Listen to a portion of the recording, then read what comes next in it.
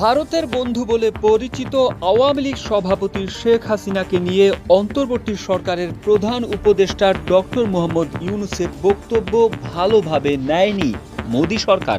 ভারতীয় গণমাধ্যম হিন্দুস্তান টাইমসের এক প্রতিবেদনে এ তথ্য জানা গেছে। ওই প্রতিবেদনে বলা হয়েছে, পিটিআইকে দেওয়া সাক্ষাৎকারটি ভালোভাবে নেয়নি ভারত। এই সাক্ষাৎকারের কারণে জাতিসংঘের অধিবেশনের ফাঁকে ডক্টর ইউনূস ও ভারতীয় প্রধানমন্ত্রী নরেন্দ্র মোদীর মধ্যে কোনো দ্বিপক্ষীয় বৈঠক নাও হতে পারে। হিন্দুস্তান টাইমস জানিয়েছে, জাতিসংঘে মোদীর সঙ্গে ডক্টর ইউনূসের বৈঠকের আয়োজন করতে গত সপ্তাহে ভারতকে একটি প্রস্তাব দেয় বাংলাদেশ। এ নিয়ে এখনও ভারত থেকে কোনো আনুষ্ঠানিক জবাব আসেনি, কারণ নিউ ইয়র্কে মোদীর দ্বিপক্ষীয় বৈঠকের বিষয়টি এখনও চূড়ান্ত করা হয়নি। 5 স্টার রেটিং প্রাপ্ত বিএনডিসি টেকনোলজির Walton super saver ceiling fan.